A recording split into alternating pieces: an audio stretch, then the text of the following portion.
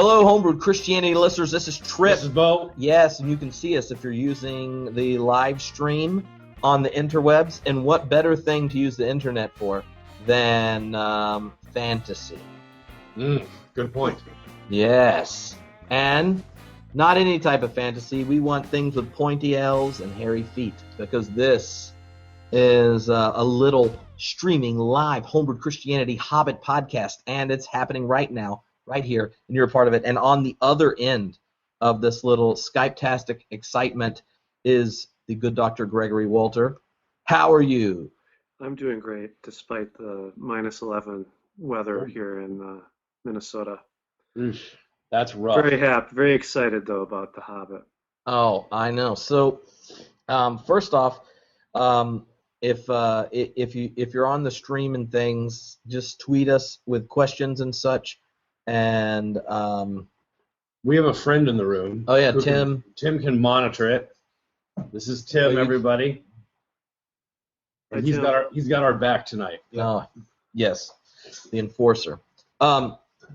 So we're going to jump on in, but feel free to send in topics and such. One of the amazing things about The Hobbit is like people that are sword drill champs at their conservative evangelical churches. Once the sacred texts come out, everyone just wants to talk about them. And they're like, yes, but have you memorized a complete book of the New Testament and the Old?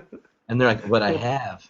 When I go to bed at night, I dream the Silmarillion. So we know that it's going to very likely derail into just geeky abandon. So what I did is I said, look, Greg, that's going to happen. But you teach a class on The Hobbit. So I want you to start with two things. One, tell us about how you fell in love with the Tolkien text, and tell us how you introduce the love of the Tolkien text in a nerdy context. Because now that we got the movies, it's way easier to tell people about it. You know, when it was just that cartoon with those weird songs where there's a whip, there is a way, then it was a little more difficult. And the incredibly freaky cartoon versions of Return of the King.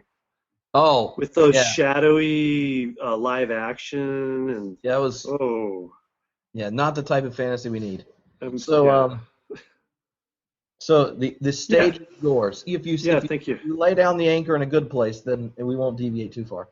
How do you find the way to Tolkien when you're a kid? I gotta say, you can either start hard or you can start soft. I went soft, and you got your Narnia, right? That's kind of a starting point. It's like a gateway drug, yeah. But then I would have to say Narnia did not immediately lead me to Middle Earth. The middle point, which I still treasure, is the Lloyd Alexander, like Black Cauldron, Horn King, that Welsh stuff. I don't know, did you guys like that stuff? I did. I was totally into the Black Cauldron. No, yeah. I read The Lord of the Rings. I got it in my late 20s. I was a jock growing up, and I avoided all fiction works. So Sports Illustrated was about the deepest thing I read. Yeah. Apologize for that.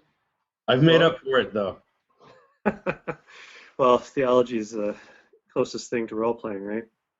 But I decided to start a theology course because at St. Olaf College we've got a J-term, a January term, where students take just one course. And the tradition is that this course is a real experimental thing where you do something you wouldn't do, like to fulfill requirements or kind of, slog through something really, really vital, like Schleiermacher or something.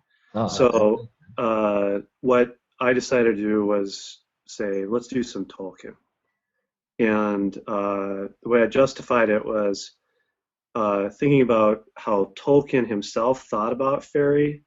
And that's the real preferred term for what he does is fairy, F-A-I-R-A-E. And so much so my students like to call the course fairy theology. And that's reason not usually at Catholic schools either. No. And one of the things that is really fascinating about Tolkien that gets the course going is he's got a fairly elaborate amount of writing about the purpose of constructing worlds and making art that's strange and so forth. And so unlike other fantasy writers or other writers, he's actually super competent about not only his own world, his own literary products, but also just the generic, the purpose of human poetics and its relationship to things human and things divine. Unlike, say J.K. Rowling, who is clearly wrong that Hermione should have ended up with Harry Potter. I don't know what she's talking about there. What about the rest? Every boy cried when they heard that. What about the Rons of the world? Come on. So anyway, that's kind of the starting point for me. And what I find really cool to do with students is take his writings about fairy, of which there are many, and then sort of theories of fairy, what it is to write, what it is for humans to create, connect those to other theological and philosophical articulations of how humans create art, things like that, but then also try it out on his own writings, try it out by reading The Lord of the Rings itself, and then also read something that is really kind of written as an anti-Tolkien fantasy story. I don't know, Phil Pullman's His Dark Materials is constructed entirely as an anti-Narnia, right? It's an anti-Tolkien book. Mm. And so those are the two heavy hitters we roll out on top of his own fairy things. And to anyone out there in Radioland, I have to say Tolkien's On Fairy Stories is fantastic. And I wanted to ask you a question there. So I'm once I got into Tolkien, I was really into it, and this is actually in the early days of the internet, before it was so easy to get like PDFs from Russian websites and stuff. But I was told, which we don't do because that'd be copyright infringement. But I was told that there was this essay he had written called On Fairy Story, Absolutely. And I actually tracked it down. It took me a long time, but I actually found it in a used bookstore. And in the Tolkien Reader, which I have the person of, but the cover's ripped off, so I apologize for that. But there's an essay called On Fairy Story. And the interesting thing is, I wanted to ask you about this, is that Tolkien says basically that when writing a fairy story, the trick is that it needs to be similar enough to this world that the reader finds themselves somewhere in it, but dissimilar enough that they are transported or given permission, right, to something greater. So I wanted to ask you about just the very concept of fairy story. Absolutely. That's Bo, you pointed on the fundamental thing is that fairy has to be other, so other. It's this world made strange.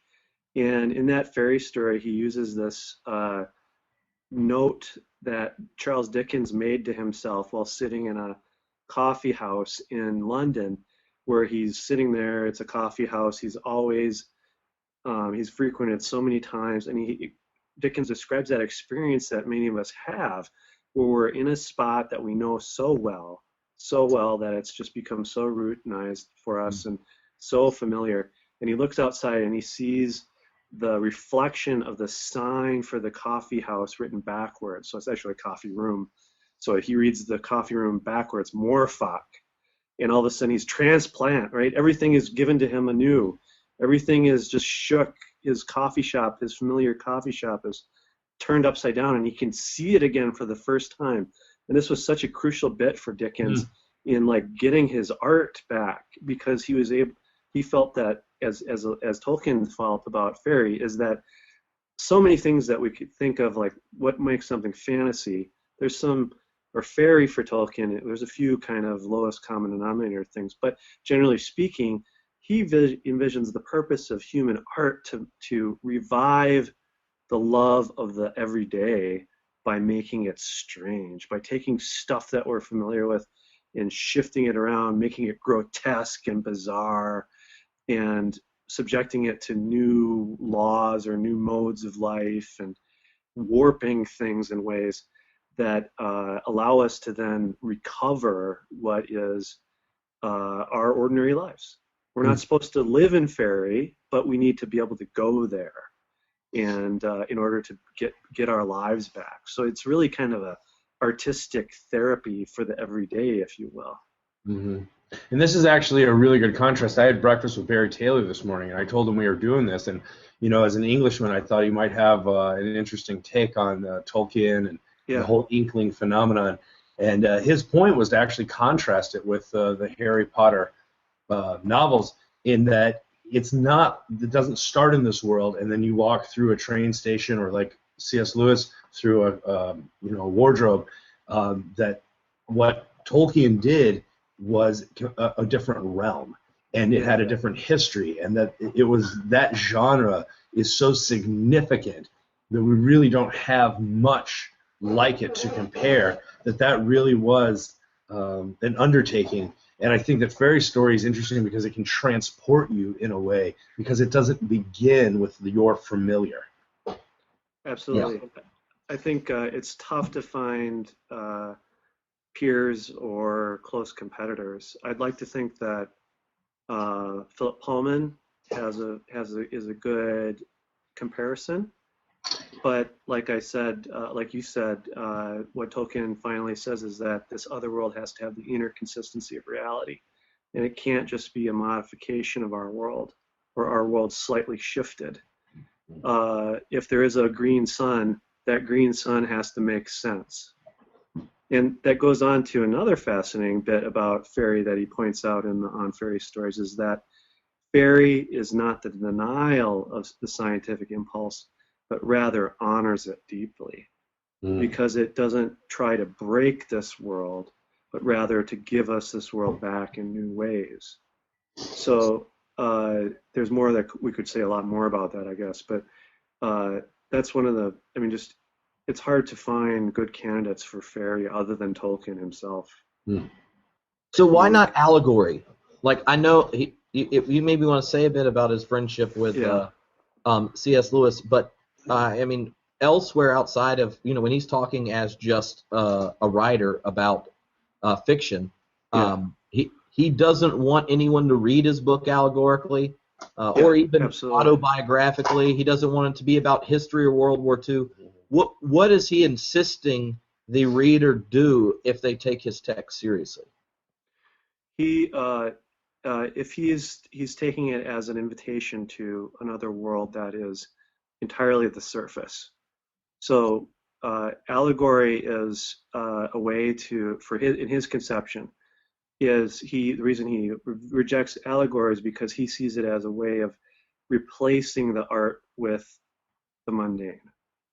So rather than finding in trees the essence of trees, or examining treeness or the oak outside through the bizarre character of the trees of Mirkwood, or Old Man Willow, or heaven forbid, the Ents, or anything like that, he would say, if we're allegorizing trees, then we're losing what I'm trying to distort and invite you into by diving below the surface. He wants it. Lord of the Rings is all surface in a certain sense.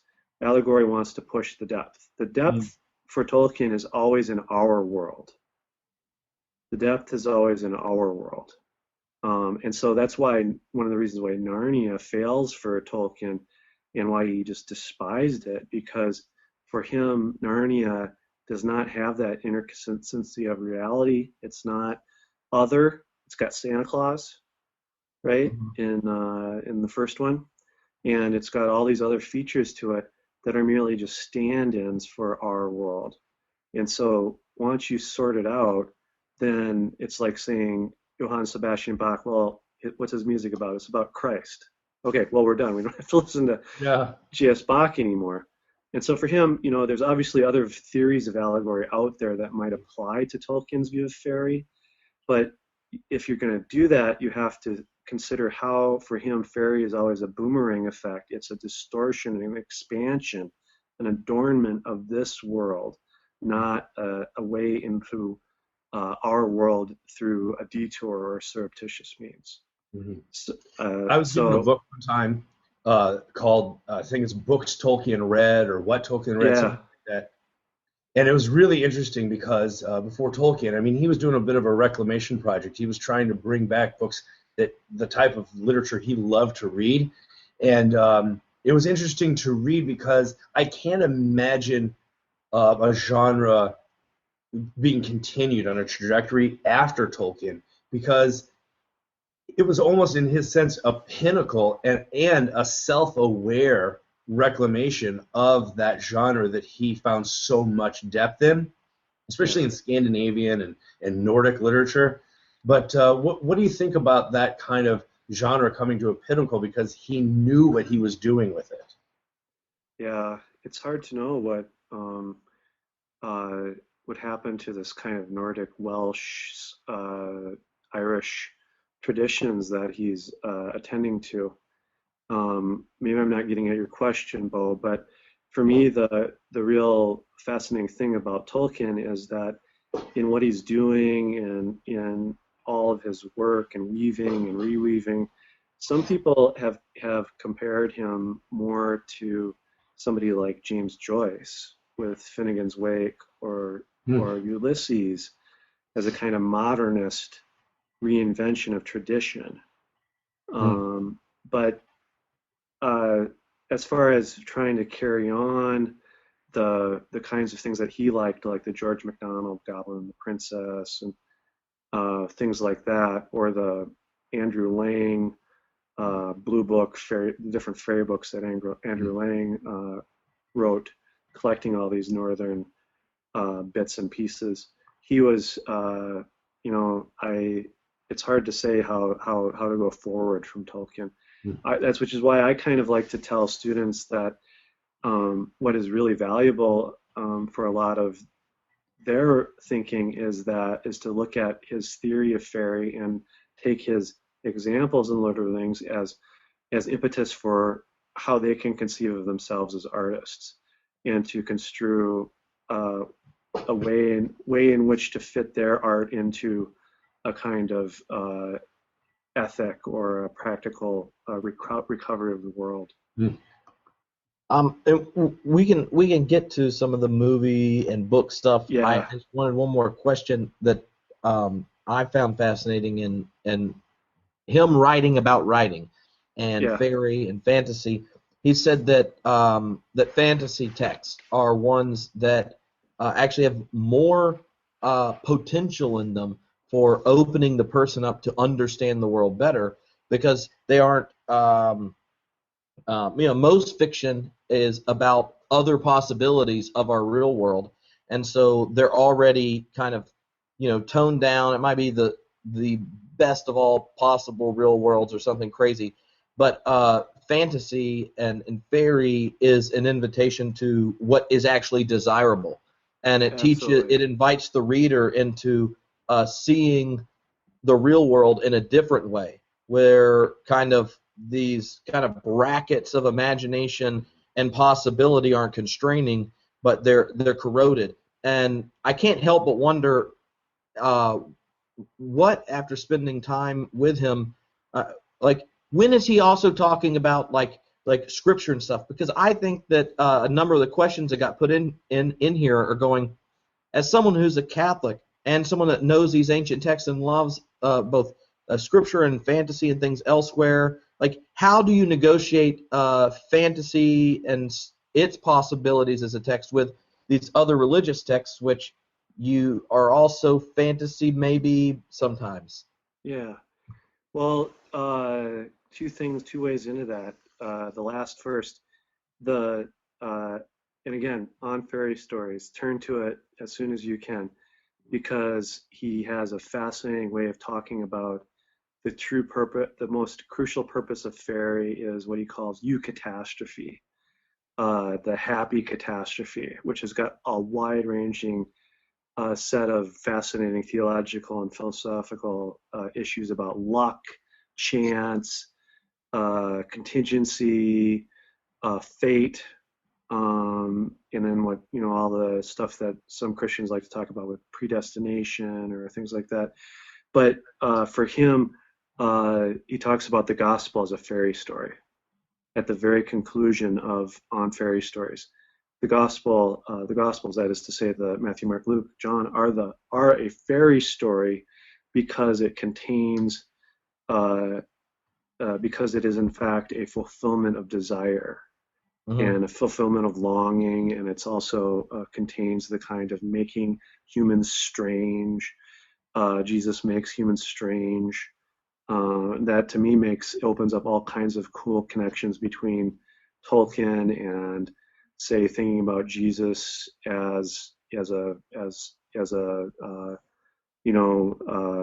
working against certain expectations or gender molds or other things like that. But the other thing to think about with Tolkien on scripture is that for him, so much of what scripture, the relationship of all the things that he created to fairy, is that fairy is a kind of expansion upon human creativity. And so it can't be abused in a way. It's part of the gift of creation.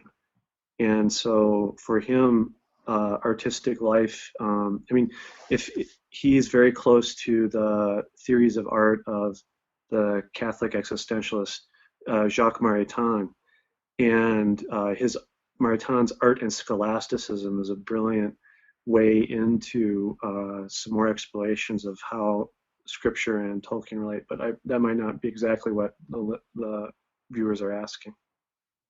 Well, no, I think that's helpful, and what I'd like to do is for us to kind of talk about the relationship of the text of Middle Earth, and then their relationship to what Peter Jackson's doing in the retelling, because a lot of people are going to be sitting there watching the movies and then getting around to reading the books, and then when they realize that literally they have 6 pages discussing on how to pack a pipe, they I'm just going to watch the fight scene in Two Towers again. Yeah. But which lasted just a couple paragraphs in the book. Yeah, I thought that was interesting. So maybe you can begin there. Like, what are the things that stick out in your classes as you are doing conversations with people that knew the movies first and then are coming to relate to the books? I think a lot of the key things that are missing in the movie is a lot of the what you would call world building parts of art. And I think, like, for instance, the beginning of, before you even get into the narrative of Lord of the Rings, you have a prologue which concerns hobbits. And it's kind of like this miniature anthropology of hobbits. It talks a little bit about how the Shire's organized, what hobbits look like. It's as if Tolkien's doing a little leg detective work. And in a way, yeah. And I think there's something lost when you have just hairy feet depicted on screen. But I think one of the things that is really being confirmed to me, and I really can't make a final judgment on this because I absolutely just delight in watching the movies. So there's no love lost. I love the movies, but the book is where my heart is. I think the interesting thing that I really want to wonder about with you guys or with others is does he really like hobbits?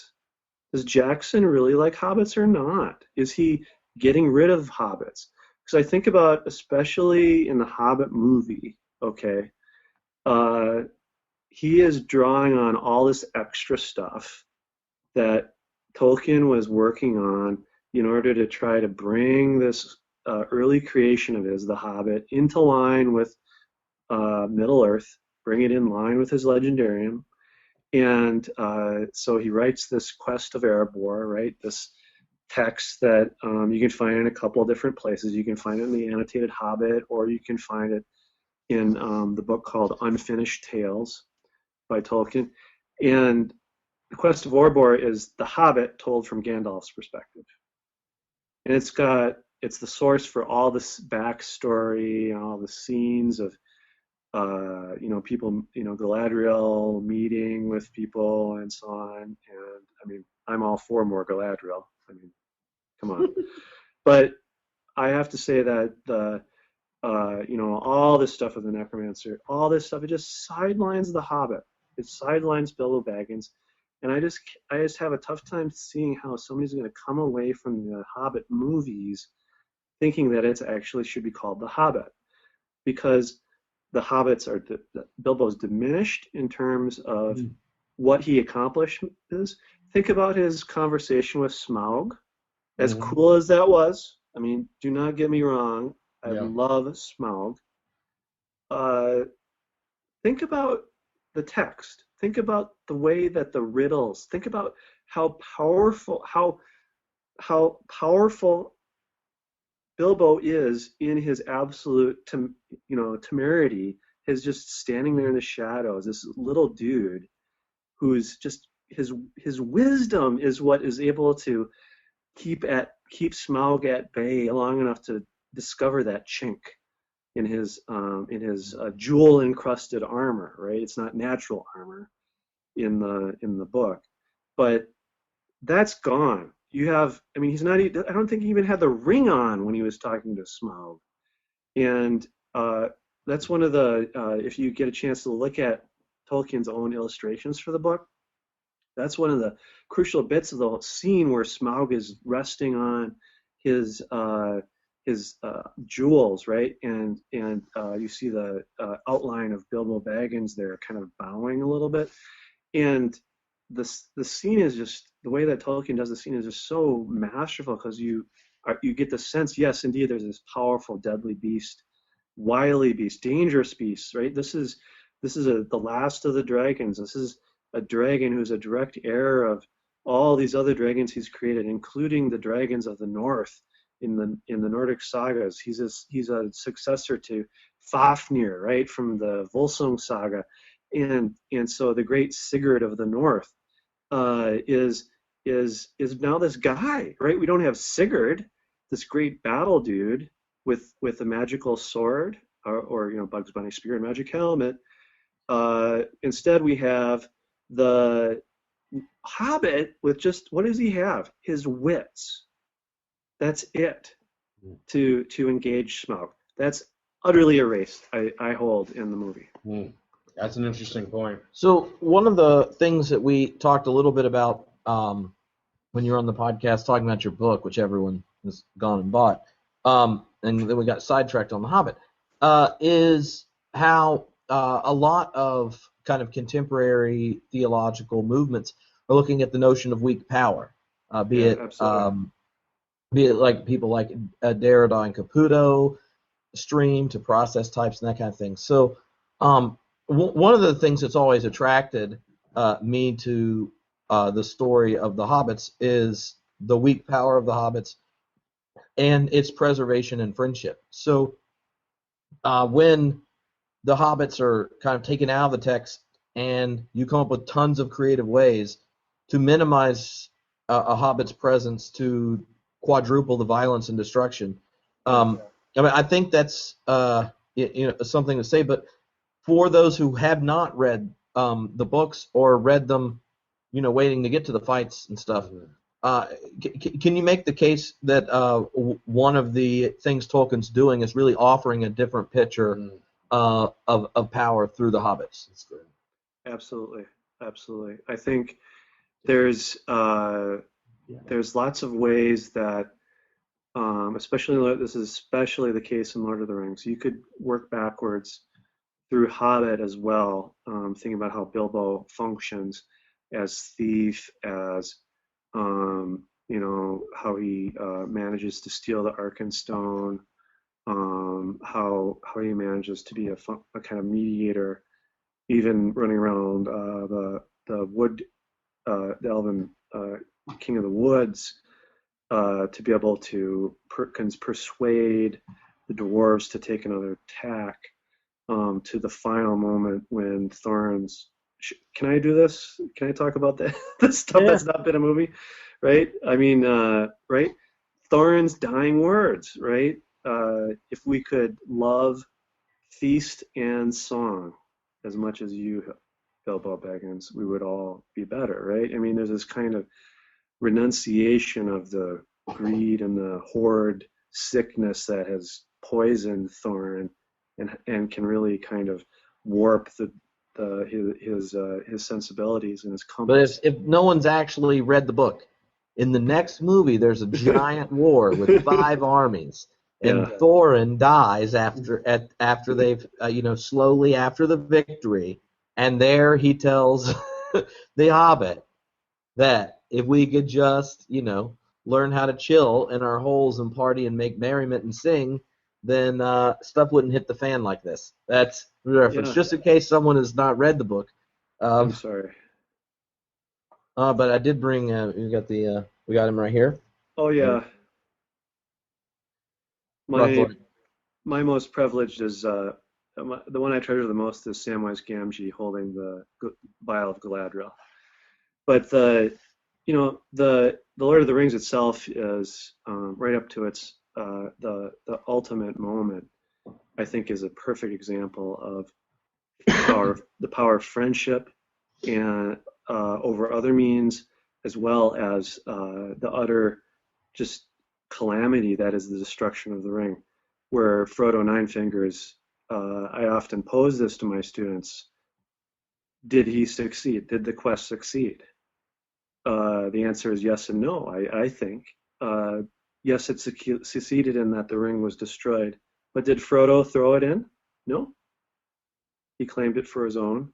And another much more distorted Hobbit, Smeagol, is the hero, but no one's going to buy that. No one likes that because Frodo's got to be the hero, right? And so, and the one who gets all of them there is Sam, who's knocked out for this whole thing. So there's a kind of accidental weakness, kind of defeat in despite of victory in despite of defeat, just utter accidental victory almost.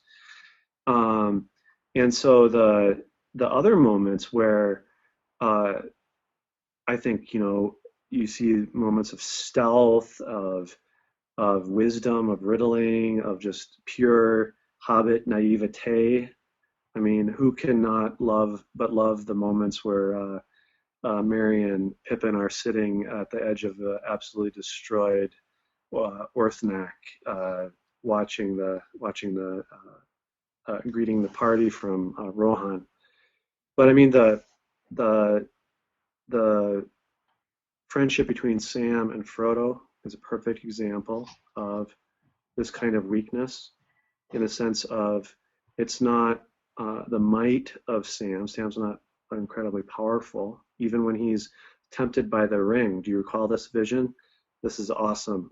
When he's briefly carrier of the ring, he's tempted to put it on and lead he's in Mordor, and he's tempted to lead a army of what? Hobbit gardeners to restore Mordor to be a verdant paradise. But I mean, I think the other way that you can get at this too, beyond hobbits, is the fact that magic in Middle Earth is not instrumental.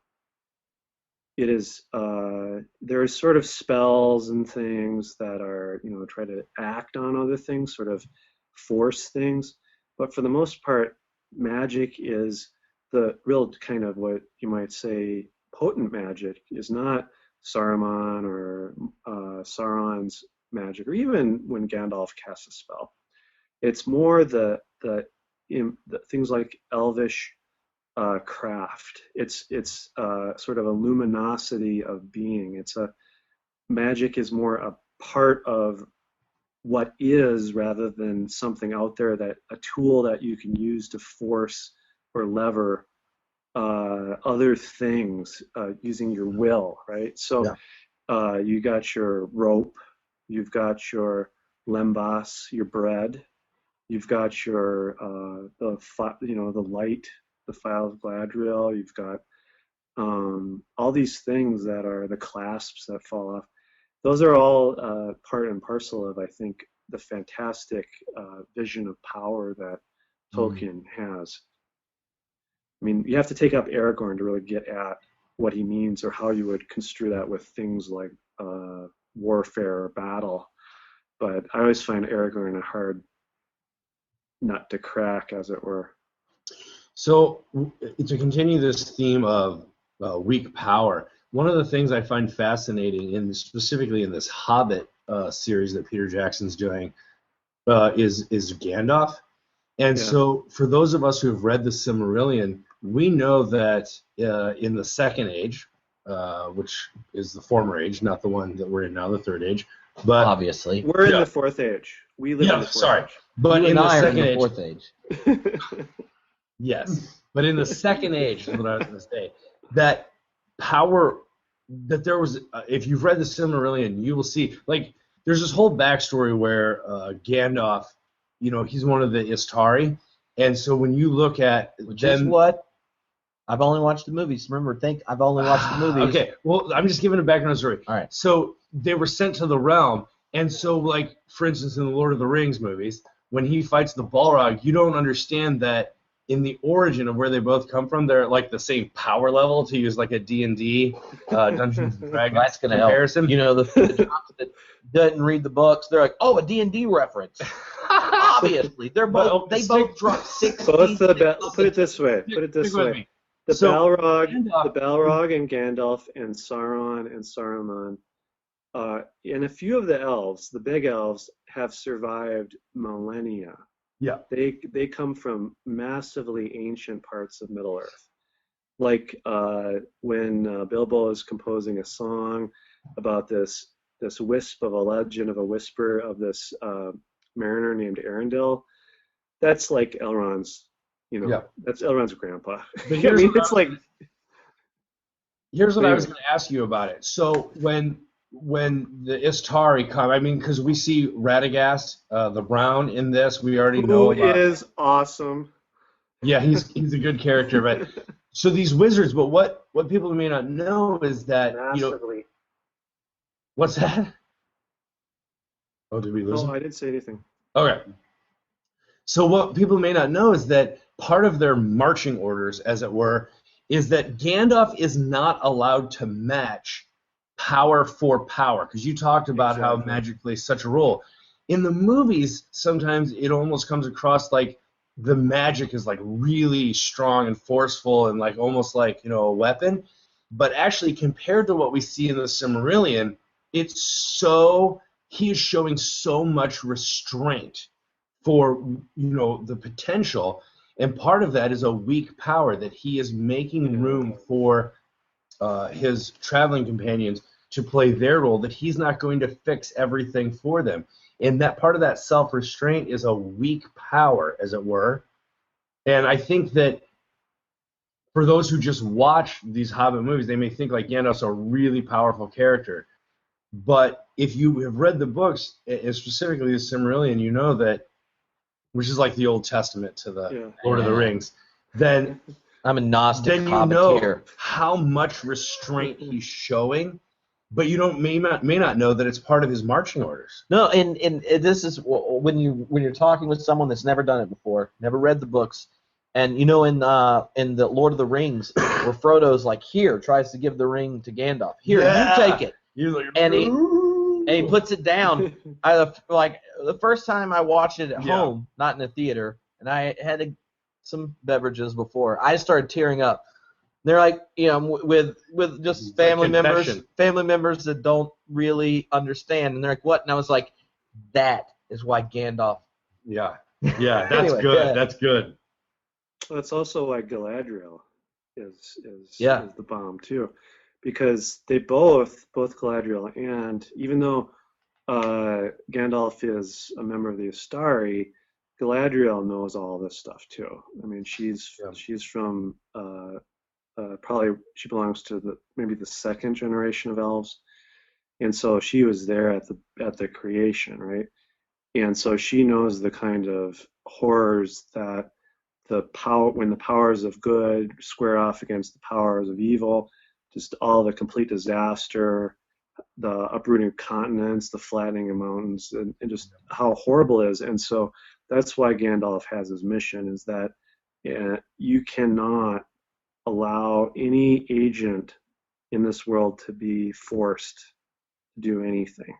That's And awesome. to me, that's like the absolute key to, what are the grooves, what are the veins of force, or the the grain of the wood in Middle Earth, is that you let others be.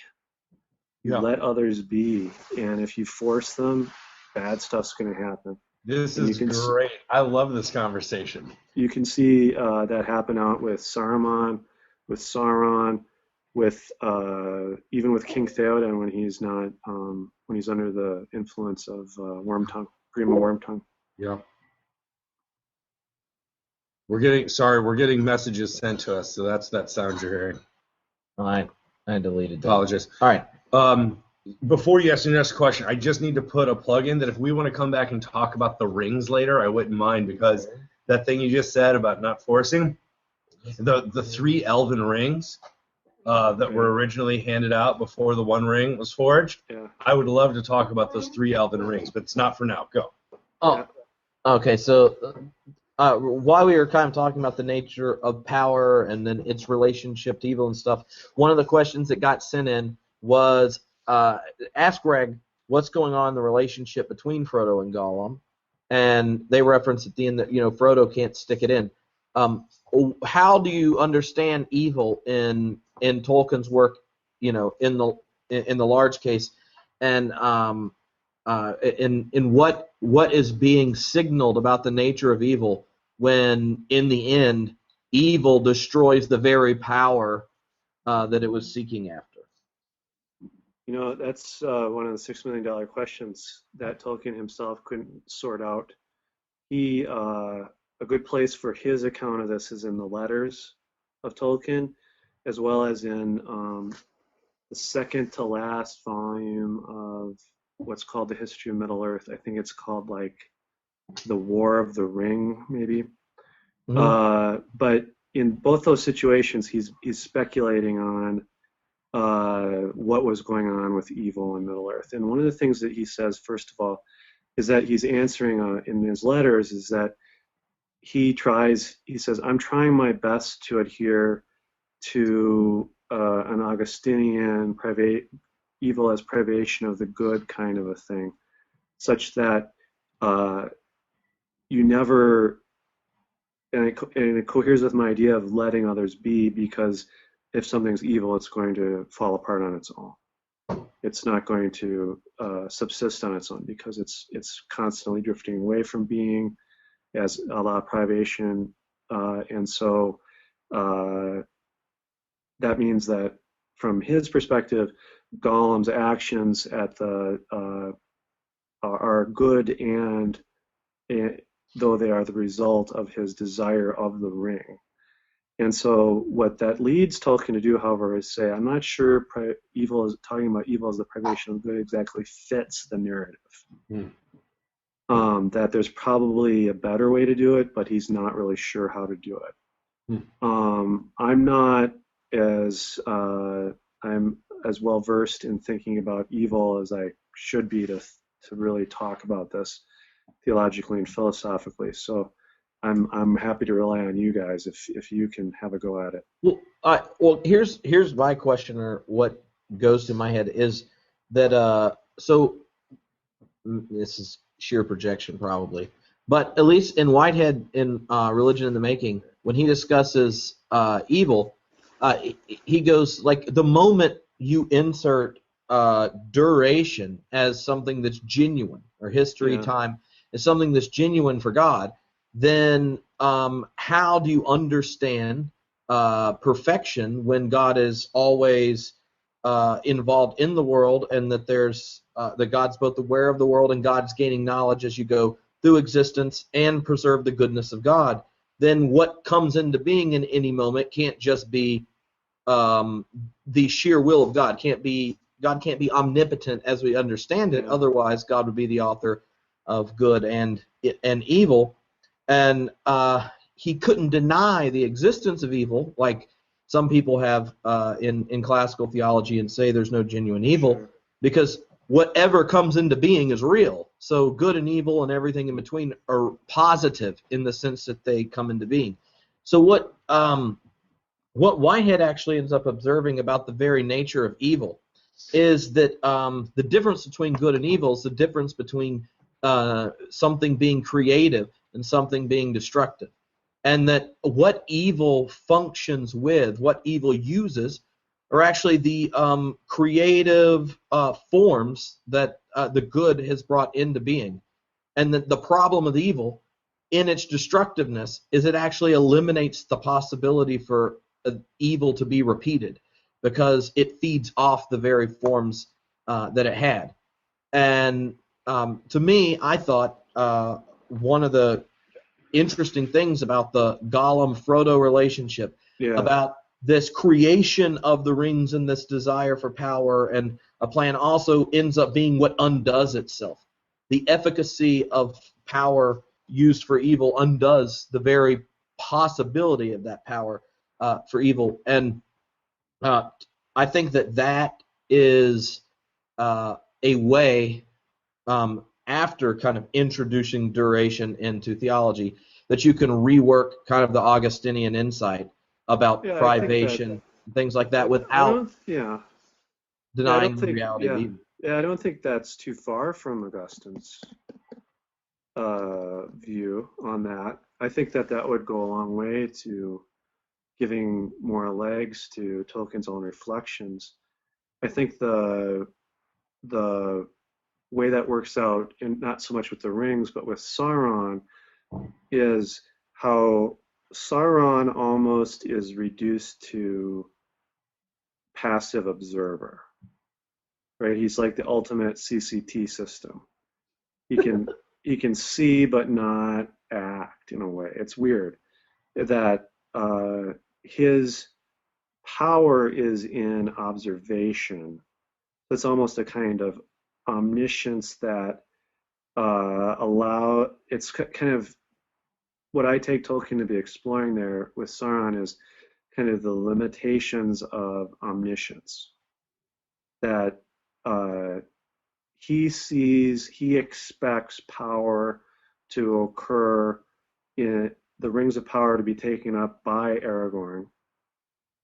That Aragorn will, as the heir of Elendil, and Isildur will rise up and take the ring and oppose him, force to force, right? That's what he expects.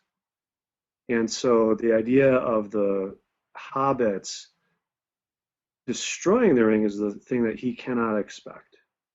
He will not know, he can't know, because he doesn't expect this kind of embrace of letting be. And so I think that's got a lot of legs to it. I'd want to think a little bit more about the being, non-being stuff, because the idea of chance or luck in Tolkien is so important that it's a hard time sometimes to square it with what I think it should be, which is some kind of luck as sheer contingency, sheer freedom.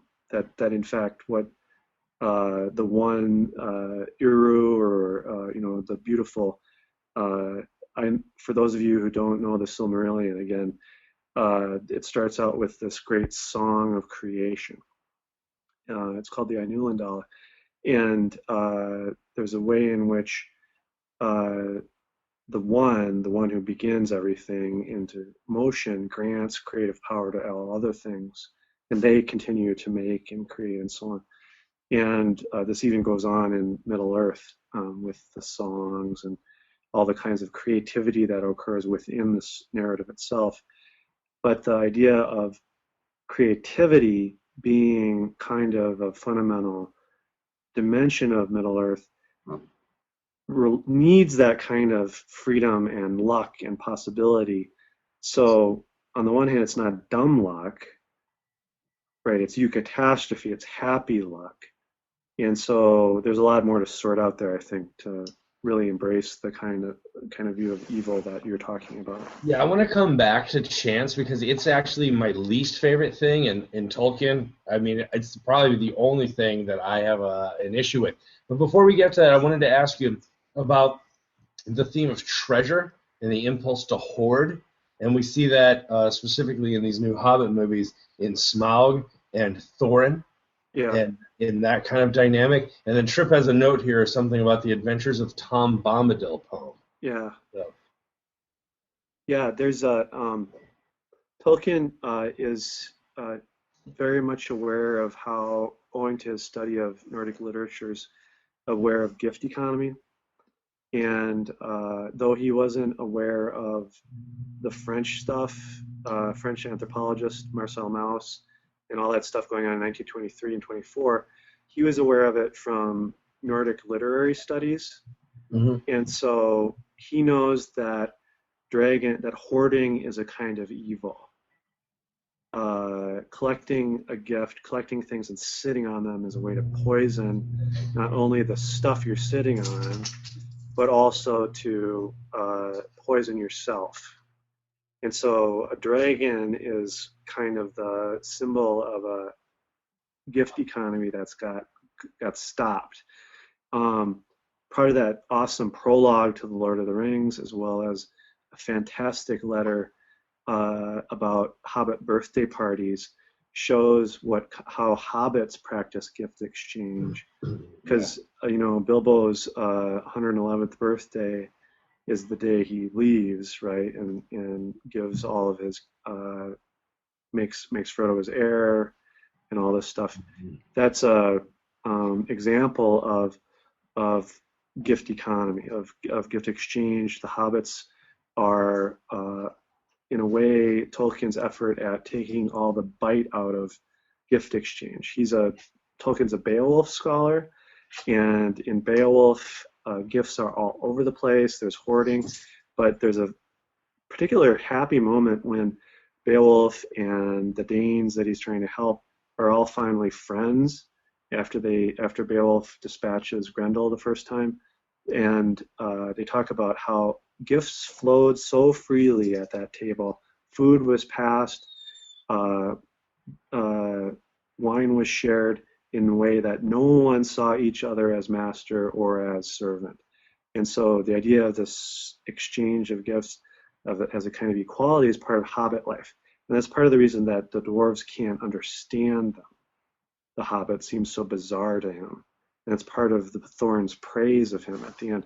And so the hoard, the sickness of the hoard, occurs also in an early poem of Tolkien's that predates The Hobbit, that is in the collection of The Adventures of Tom Bombadil.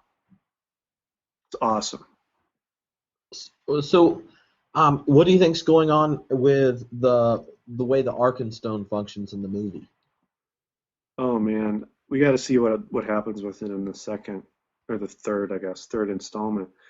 But the Arkenstone is interesting because of the way it's described in the book and then in the movie. You might have to help me out a little bit with how it's talked about in the movie, because in the book it's the heart of the mountain. It's sort of this fantastic gem that was captured light in a way that it actually is an echo of the Silmarils. It's unclear whether Tolkien originally intended to think of the Arkenstone as one of the remaining of the three Silmarils that were not. There's one that's sort of cast aside, that's lost. And Tolkien wondered what? If no one knows what a Silmaril is. Silmarils are the basis of this awesome story called the Silmarillion.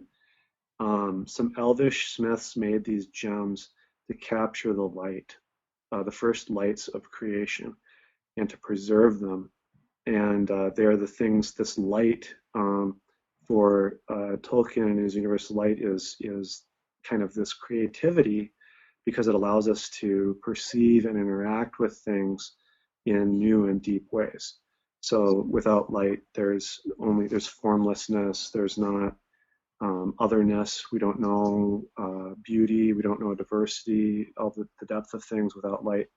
And so light, the original light, is captured in these Silmarils, and Morgoth, or Melkor, who's actually Sauron's boss in the original stories, the first stories, way back in ancient Middle Earth history, seeks to possess these Silmarils and these jewels. And these jewels are brought to Middle Earth, and there's long battles fought over them. Elves get in tremendous conflict with one another. Humans get in on this.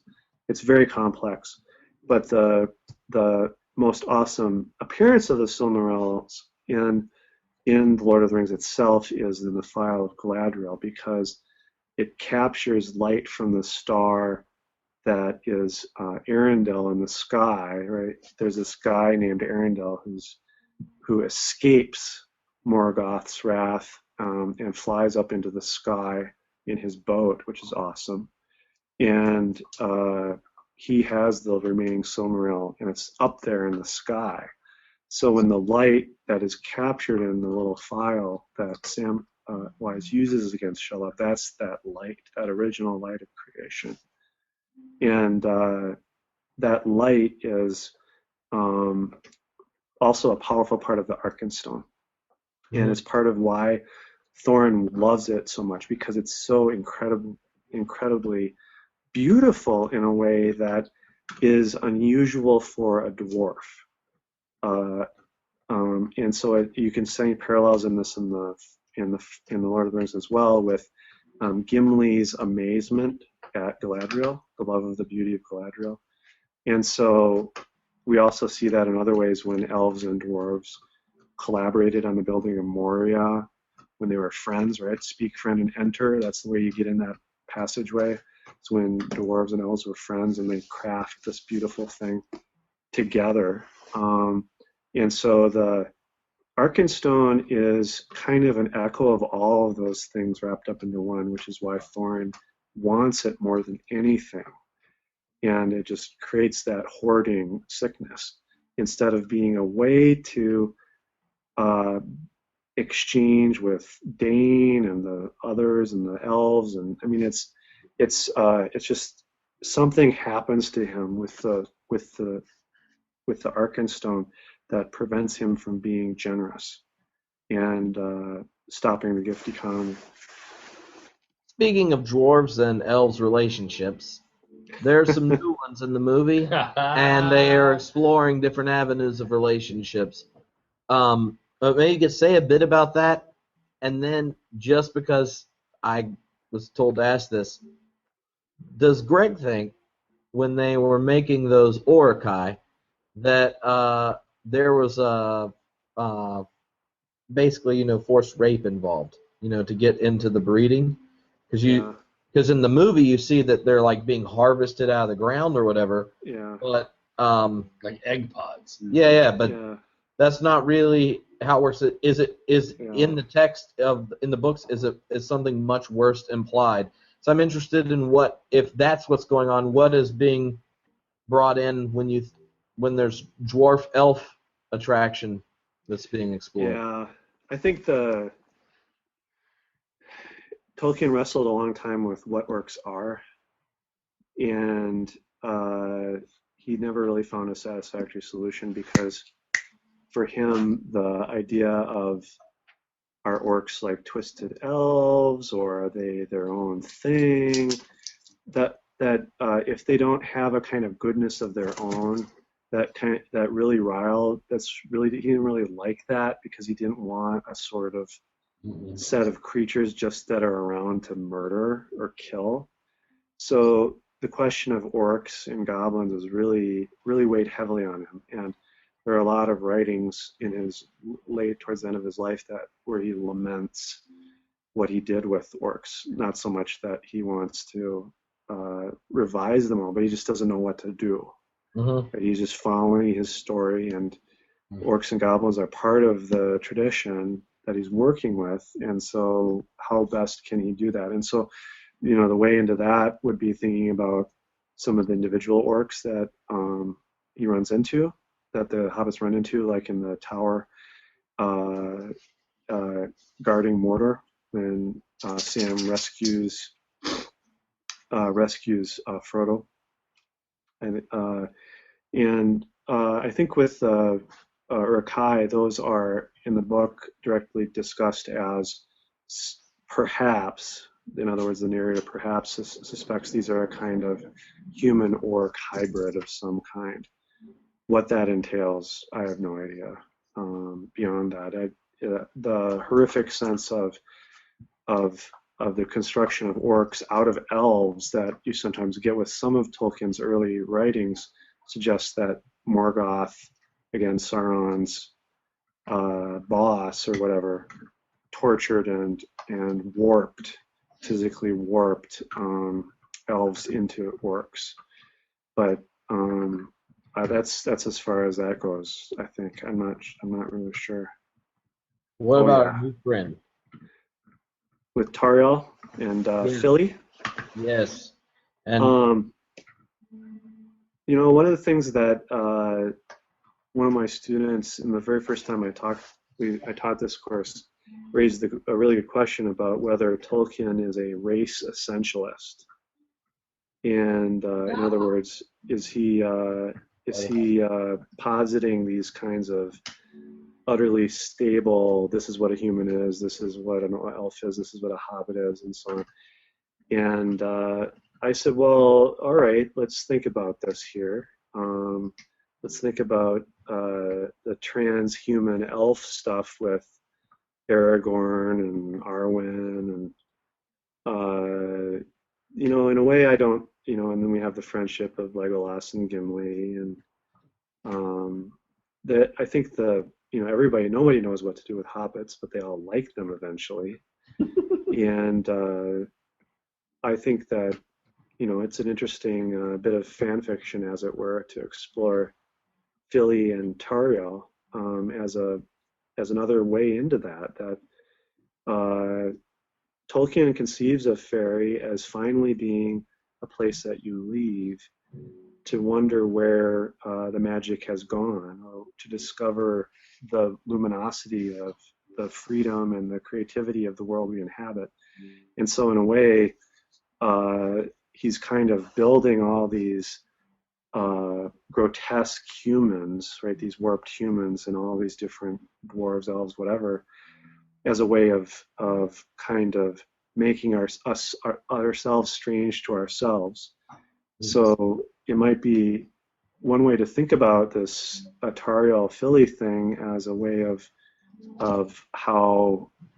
pushing more fully on human relationship to the dwarves, because elves and humans are pretty much a mainline concern of Tolkien's, and to think about how humans are in some ways more important but incredibly different from elves, and that elves signify fairy in a way. They belong to Middle Earth in a way that humans do not.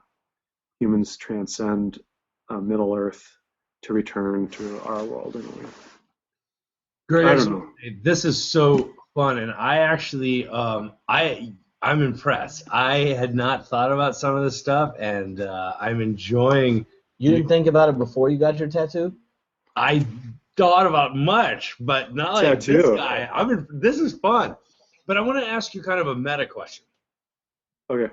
So, one of the things that when the first time I read through the whole thing, I started to notice a pattern, didn't know what to do with it, tucked it away, and then someone else pointed out that one of the reasons they don't like Tolkien is because help always comes from the outside. That's how they phrased it. Okay. And so you talked about this element of chance earlier, and I would talk. We mentioned the word surprise, but there's something about help always coming in the nick of time, as it were. And so in this most recent edition, this they broke the Hobbit into 3, and so this second part, you can see it. There's these back-to-back sequences where the crew they're up in these pine trees, they get tipped over, they're hanging over this ledge, and the great eagles come. Right? Help from the outside. Then They're escaping the capture by the elves, going down this river, and it turns out they're under orc attack, and then the elves show up in just the nick of time. And this happens over and over ad nauseum in Tolkien. And so the reason that I took special exception to it is that it was brought up in the context at the time. I was deeply born and bred evangelical. And Tolkien is huge in evangelical circles. We love him. And so when this was brought up, all of a sudden it illuminated something I hadn't thought of before, which is there's an interventionist theme in Tolkien's writings that help always comes from the outside, just in the nick of time. And there's something. This is a great question. Yeah, there's a resonance that forms there. So I just wanted to kind of ask that big meta question. What do you think about how frequently help comes in the nick of time from the outside in all of Tolkien's work? I think the cool thing to talk about that was with eucatastrophe, because that's what he means by eucatastrophe, right? Okay. EU catastrophe on fairy stories. Right. You know, the way that say either Aristotle or Horace gets at this, right? This is what you're talking about with interventionism. Can also be referred to as the Deus ex machina, right? The God on a device, right? Yeah. Swooping in at the end. And both Aristotle and Horace put it this way. They say these plays that use this don't make any sense. Is that you've got to conserve, in a way, you have to conserve the narrative forces. To mix poetic and physical terms, right? And so there's no additional energy shot into the system that shouldn't already be there. And Horace puts this in a really fantastic phrase that only summon a god when a god's work is due, which is goes along with a really nice motto that I read today in Ingolf Dalforth's Radical Theology. From Robert Jensen, my teacher, his motto is that we should only use the word God when it's absolutely necessary. But the way to think about this is that Tolkien is using a very old narrative technique whereby you have to work it backwards just as you do forwards. So Aristotle's test of Deus ex machina is this: if the event happens in a surprising way that makes sense retrospectively, it's not Deus ex machina. It's not interventionist. So in other words, if you can look backwards from it and see how the narrative forces, narrative agents, or whatever are there, it's fine. It's not Deus ex machina. If you can't do that, that's at least from Aristotle's and Horace's perspective, it's not going. I mean, it's definitely going to fall into trouble. So what is I'm especially remember reading in Silmarillion. It's almost like reading the Gospel of Mark, with Mark's immediatelys, right? Immediately does this, immediately does just that, right? In the Silmarillion, it's always, they were saved beyond all hope. And on the one hand, I'm with you, Bo. I'm like, boy, how many times can people get saved from beyond all hope? But on the other hand, and I'm still winding up a little bit here, is that the save beyond hope is part of that just absolute surprise. And I think there's many ways that he, I think, kind of flunks that surprise. Like, okay, we fall down, we happen to get caught in this barrel with this white, and oh my goodness, it so happens that the weapons stored here are, this one weapon that can be used against the Nazgul that was was built for the Nazgul long ago. That's kind of eh. Now, on the other hand, Eowyn, that's cool. That's a cool surprise. That's a cool beyond all hope kind of You're talking about the action. river? No, that's Arwen. I'm talking about Eowyn when the Ringwraith attacks Theoden in Return of the King, and right, he cannot be, no man can kill me. I am no man. Right. That's one thing that the movie does really awesome. Is Eowyn, that makes sense, right? That fits. We didn't know that that's what her purpose was, but it fits, right? Retrospectively. And the same thing goes for the destruction of the ring, I think, which is one of the finest examples of eucatastrophe. Now, I don't know if that's going to solve your problem with interventionism, but I think if it passes that test, okay, that retrospectively it does not exhaust it does not exceed the narrative agency at work, at work, then it's not Deus Ex Machina. Okay, so a comment and a question, because that was the best answer I've ever gotten on that. Most of the time when I ask people that question, they just hang their head. So that was awesome. So that's the comment. Here's the question. Let's use the Great Eagles arrival as a case study. Does that... Hold on. I want to say one thing, because that just made me think of it. The end of Return of the Kings. After the last battle, Gandalf goes, well, basically like, thank God for Bilbo.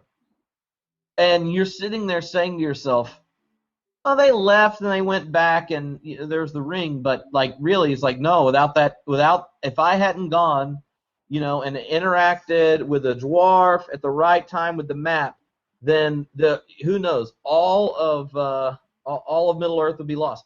And then if you had remembered to bring your map of Middle Earth, Bo, he was supposed to bring it for our back. It was supposed to be behind us right now, and I forgot. If you think that this little big tapestry, the little there and back again tale includes opening up the area of Dale again, so it's populated. That dwarves are now up closer to the north and things. That a dragon is eliminated. If you imagine a giant orc army, if the orcs hadn't been partially eliminated, humans and dwarves been put in, then you would have a dragon leading an army of orcs down into the big fight, and it wouldn't have mattered what all these other armies had done, if the king had returned or any of that. And what did it come from? It came from like one dwarf who looked at the half of his family that on one occasion had a bit of courage. And Gandalf goes, well, thank God for Bilbo, kind of thing. So, like, it's interesting there that when he looks back, you just had this, I just kicked the walls of Mordor down, bah, kind of thing, and he's like, Bilbo. Mm-hmm. So Eagles. That's a great play to. Let's use the case study of the Eagles. Yeah. You mean are we talking Hobbit Eagles?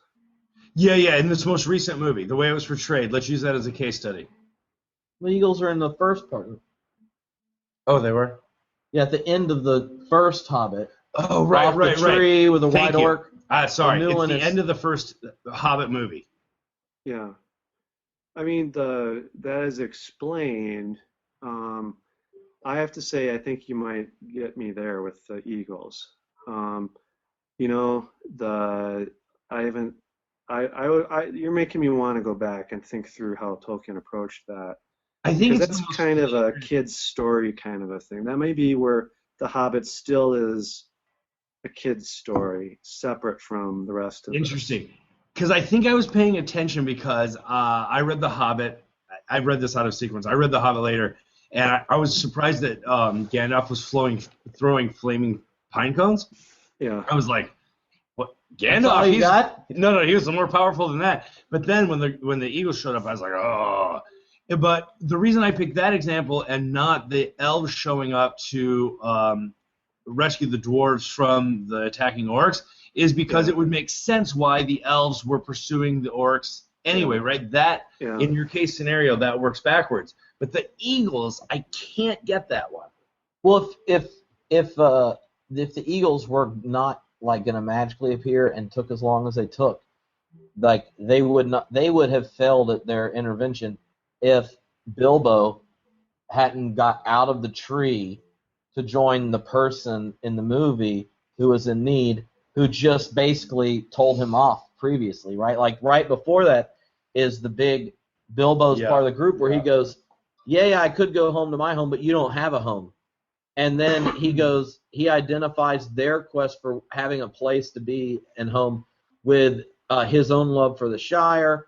And so he gets out of the tree and, all of a sudden develops amazing dagger skill and kills that giant wolf thing.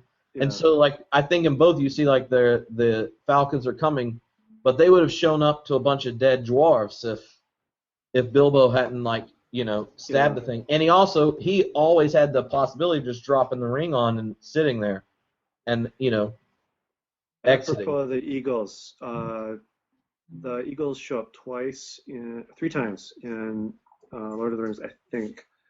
First time is to help Gandalf out when he's captured by Saruman. Second time when Gandalf climbs the Endless Stair after the battle with the Balrog, chasing the Balrog. Yeah. And then the third time is in the battle before the gates in Mordor. So I don't know if Jackson did that. It included the eagles in that final battle. But the question I have is, does your concern about eagles bother you there with Gandalf and Saruman? Because he's got the whispering, with the butterfly and. Right, but it's one of those things that once somebody points out a pattern to you, that you notice it all the time. Yeah. But like, the first time you went through it, you may not have picked it up by yourself. But it's one of those things that somebody comments on it, and then it's like all you can see, right? You could say that Gandalf's return at the Battle of Helm's Deep is also similar. It could be perceived that way. That it could seem Deus Ex Machina. Absolutely. That's like. But that's also heightened in Jackson's version. Sure.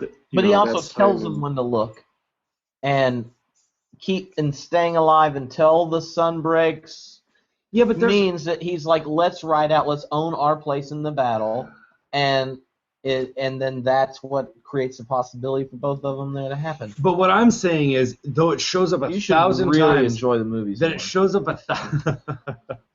It shows up 1,000 times in Tolkien's work. What I'm saying is, like, for instance, even after Helm's Deep, right, when the whole way that's portrayed with getting the ancient army, like everything is in the nick of time. Everything is from outside the circle. It shows up 1,000 times, but that's why I wanted to use the eagles in that scenario as a case study, because I think it is. The most flagrant interventionist kind of picture. Yeah, I think I'd like to take some more look at that. Okay, let's revisit that.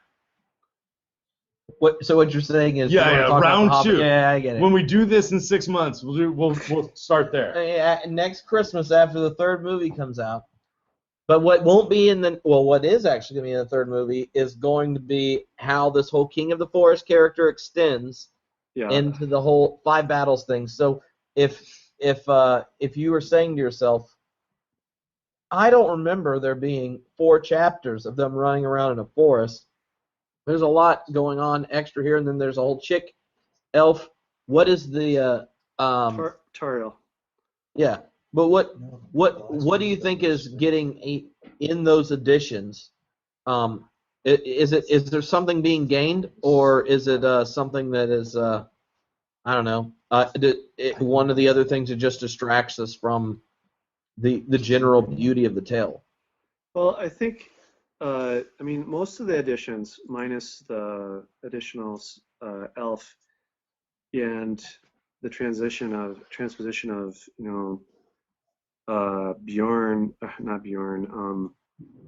Bard, all the extra stuff with Bard, is in like dwarvish super weaponry. That was not impressive. I did not like that. No. The purist in you was. Yeah, but Quest of Erebor is Tolkien's last attempt to try to bring the Hobbit fully into the world of Middle Earth, and until chapter 4, the chapter after the Trolls, chapter 4 is really when of the Hobbit is really when he where they really are fully in the land of Middle Earth. The Trolls are not so Middle Earthy. I mean, they're too comical. They're too, right? He never really brought that in fully. And so what all this extra stuff with the neuromancer, necromancer, that's William Gibson, right? With the necromancer, we've got all this trying to bring stuff from the Silmarillion into the story of Middle Earth. So on the one hand, we're wondering where's the Hobbit anymore, right? The story is Tolkien never saw the story as being fully revised, and so the story that we knew reading it is kind of being put aside for all these other larger narrative blocks and concerns. So it's really trying to serve the Lord of the Rings, but it's also really trying to serve the wider narrative that Tolkien constructed around Middle Earth that we're constantly telling the Silmarillion. So I don't see it really as a film of The Hobbit as such. So I was talking with a friend the other day, and we were basically kind of making the same observations. And he's like, yeah, I just don't get why anyone would do that. And I was like, really? Because Matthew wrote a really sweet gospel that most people that are into all the originals, they aren't really sure about. But if you're into Jesus, you're like, yes, finally, what the Torah really meant. And look, there are 5 speeches, and the Sermon on the Mount's great. Like why are you laughing at me, bud? No, you keep talking. No, you go. He laughed. He distracted me. But I blame Tim. But what is it that so if you're tempted as someone who spent their middle school years reading all of these things repeatedly, what would it be? What is there that you're going to appreciate in Peter Jackson's telling of the stories of Middle Earth, and you're not just going to go, look, Peter Jackson is like Tatian. He harmonized all the Gospels, and in doing so, made them heresy. Right? Yeah. Like, if we just take Peter Jackson's stories all on his own, is there something unique that he's doing, or are they just like taste to get people to read the real thing? I think precisely the Hobbit, it might be better than the original Lord of the Rings for that kind of a purpose, because it's the Hobbit is. The film is not even written out from Tolkien's perspective. I mean, it's like putting together the narrative that it's reconstructive work, if you will. Yeah, there's some additions, some expansions here and there that Jackson saw fit that are not part of Tolkien's notes or drafts or the Quest of Erebor. Nevertheless, I don't know. I'm never going to see a film version of the Silmarillion. Are you? You know? I mean, I'm never going to see anything close to that. And so to have this legendarium, right, the Tolkien expanded universe, as it were, put to film and worked out more, I'm happy for that. But on the other hand, it's still not The Hobbit. It's not the book. It's not the film version of the book. So the skeleton is there from the book, but to me, it's like, I don't know, it should have a different name almost, even though it's The Hobbit. Like maybe it should be the Quest of Erebor, but that doesn't. I mean, no one will get that. So. Oh, I thought you had. Oh, no. We're trying to follow. People are posting on Facebook, some on YouTube, and some on Twitter. We're trying to follow all of them and get questions. So. Next time, we should probably tell everyone to pick one. I know. We have to. But people are loving it, just so you know. This is great. But we got like 1,000 things we're trying to do. How about I give you the 3 questions that I have seen at least mentioned a couple times. Okay. You pick whichever ones you want to talk about, because I don't want to. You're not on the West Coast, so I don't want to keep you up all night. One is, how does the notion of home explored in Tolkien via the hobbits, the dwarves, the elves, and humans. Another is, what is the difference in the type of story? One where you there and back again, and one where one where nothing else is ever the same. And then, incarnation, which would involve a lot of Silmarillion talk. But elves don't get afterlife, but things get to come back. What's the notion of resurrection and incarnation? How's that explored in a completely different mythology? Yeah, I like that home question. So let's start there. It's the way that Tolkien works on the topography of Middle Earth is great, because it's not, place is not indifferent. And this is something that I think is really valuable about his writing. And it's not something that people will necessarily glom onto right away as they would like the characters or the events or the Hobbit or the Middle Earth bling, right? Your swords and your pipeweed and all that. But is that Tolkien's place matters, and that's why maps matter, right? I mean, I would say probably what hooked me more than anything when I was a kid was the maps, right? Oh, this is awesome, the maps, right? And the way that place works out, right? You've got the mountain, you've got the various forests, right? The various, you've got the Shire, you've got, I mean, modern conceptions of space are mathematized forms of place, which means that for the modern conception, where you are is indifferent to who you are and what you can do. And so why can the ring only be destroyed in Mount Doom? Why can it only be destroyed where it was created? That has a lot to do with place. Wow.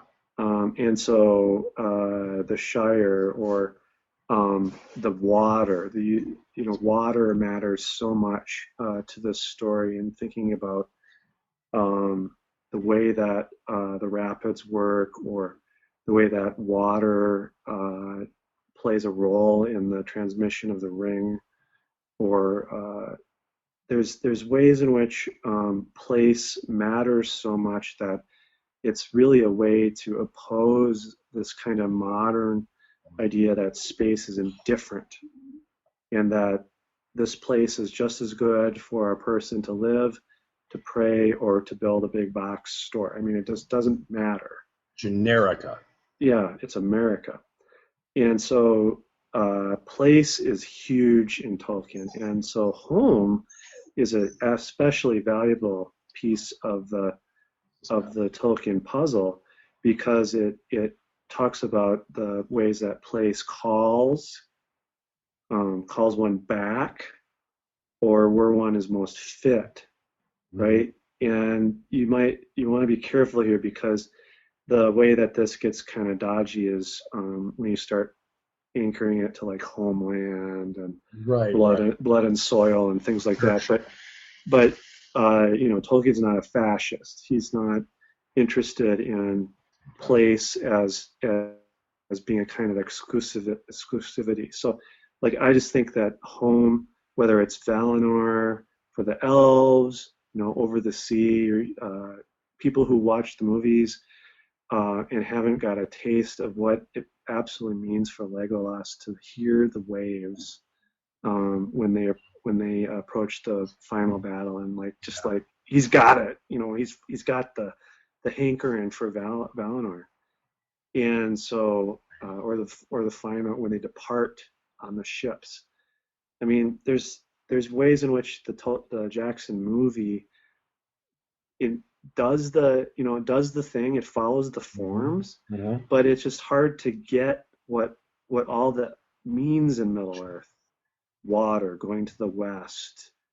You know, when I mean, even like for me, like it shivers is when Saruman is murdered by Grima Wormtongue in the Scouring of the Shire, and which is not a movie, and he sort of dissipates into a kind of shadow particle or something, and the shadow rises up, pleading to the west, and then no answer. He receives no answer. He cannot come home. Right? He's betrayed his mission.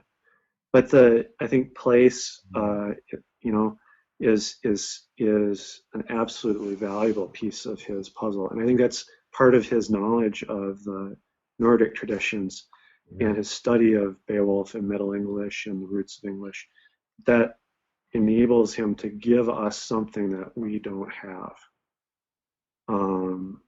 That it's easy to lose sight of because of the ways of modern practices ignore place.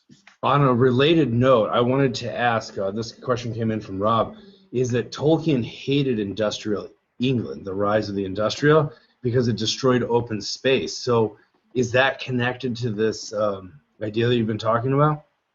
I think so. It's a question I often raise for my students is I have them read a few little essays on the difference between art and techne, the difference between art and technology or instrumental, using tools as instruments, to instrumentalize things. And I think it's wrong to say that Tolkien's against modernization or against technology, just sort of that he's a Luddite or something. Right. It's more important to think about what it is that's going on here. So I think it's possible for Tolkien to conceive of technology as a function of fairy, that is to say, a function of human creativity and art, so long as it's not instrumentalizing things. Because that's what makes technology bad in his mind, or makes technology. Bo really feels like there's a bond that's been made, so he wants to whip his skin out and show it to you. I want to show you my tattoo. Yeah. I would like to see your tattoo. Okay. So if you are listening to this on the podcast, then you're going to have to go to homebrewedchristianity.com, where you can go either stream the video of Bo's reveal, or we can put a little picture up there. But Bo, why don't you say a little bit, one, about how you could tolerate needles going in your skin, but also... no, pain's temporary, man. Yeah, well, I know, but love... Temporary. What? No, wait, did I answer that wrong? So, quick background story. So, one of my good friends, he became a tattoo artist, and I was getting a tattoo from him one time, and he was telling me this hilarious story that in high school, him and his friends, they were like total Tolkien, Dungeons & Dragons geeks, and his name's Matt Maroka, and he's an amazing artist. If you live in the Northeast, go get a tattoo from him. And he told me this hilarious story about his first day of college and being in the dining room at the college and realizing that, like, no one cared about the difference between a green dragon and, like, a red dragon. And it was a big difference. The way he framed it, it's so funny. So him and I got talking, and I told him I had been reading Tolkien and, like, what it meant to me. And him and I got talking, and it turns out he's an amazing artist, but sometimes he has trouble, like, coming up with concepts. And I'm kind of good at conceptualizing, but I can't draw. So him and I started forming a little bit of a partnership where I would talk to him about what something means, and he would write it down. So he calls me. He says, hey, come in. I got something to show you. So I go in, and I had described to him this vision that I had of the free peoples of Middle Earth and, being pressed together by evil. They're surrounded by evil. And so him and I started working on this concept. So I'm going to show this to you. I don't know. Can you see it?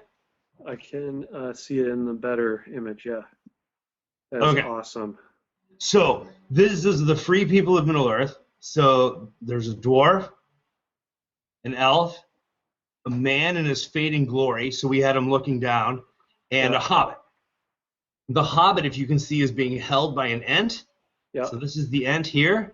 That's awesome. So this is the free people under the watch of nature, Middle Earth, but they're surrounded by evil.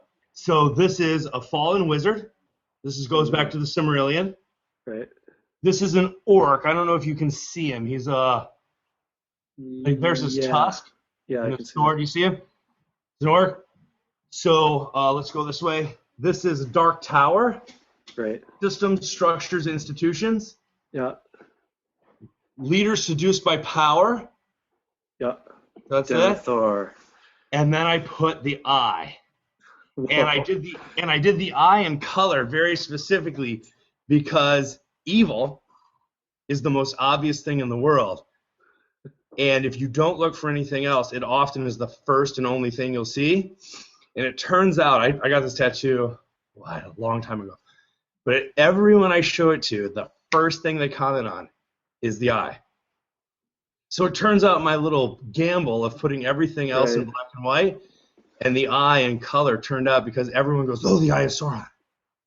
And it's like, yeah, evil is the first and most obvious thing you'll see, and everything else is muted by comparison. All that glitters is not gold. So that's my little sleeve. Awesome.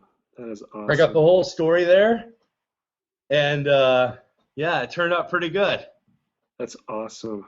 I thought you'd like that. That is so cool. I've seen a couple other Tolkien tattoos, but I gotta admit, this one turned out pretty good. I think if I went for one, it would have to involve Arendelle and Luthane and Baron. Man, that's epic. Yeah, I don't know what I would. There's so much going on there. I don't know what visually would be the key there. If anyone made a film version of it, I just can't imagine because you've got them turning into what does she turn into, a bat? And I don't even remember. Can I ask you a nerd question? Yeah. Because the rest of this has been unnerdy. How did you think? Well, by what metric? Yeah, right. How did you think that they handled in this most recent movie the bear? I thought that was awesome. I thought they did a good job. That was probably one of the things that I thought captured a lot of the. I don't know if I got a sense of like the danger that he posed to them, in his human form as much, because that whole chapter is just tense because it's terrifying. You don't know if he's really a good host or not. Right. But nevertheless, they have good dreams there while they're sleeping with him. But I imagine it's just the pacing of the film that moved you through Bjorn. But I thought that was awesome. A little note to those who might try it. We often go camping and read Tolkien around the campfire. Do not read that chapter out in the woods, especially if you have met a fellow traveler in the day, because that chapter will keep you from sleeping that night. Just saying. Right. Little word to the wise. That sounds about right. All right, so I think we all can imagine you having good dreams under the stars, Bo, camping. Thank you. All right, so the last thing, unless you want to just go on, you just want to exposit something for us, but as we are looking forward to part 3 of The Hobbit, and we know that each one of these movies starts out with about 7 hours of material, and Peter Jackson cuts this junk down and then puts it out on DVD. Yeah. Yeah. If he's sitting there right now with his 7 hours, what other than more hobbits, please? Don't need a sidetrack, Bilbo. Like, we need 10 minutes of him watching the battle with an internal monologue discussing as to why they're doing this. Like the profundity of the battle thing should be there. But what do you want to? He's probably watching. I guarantee. Peter Jackson sitting there saying to himself. Well, yeah. He's what should I break cut from editing? Yeah. He's like, what should I keep? What should I not? And it's sitting there. And then he's like, you know what I want to know? You know, what would Gregory Walter do? My one hope for part 3 is that the key to the defeat of the necromancer is none other than Radagast the Brown.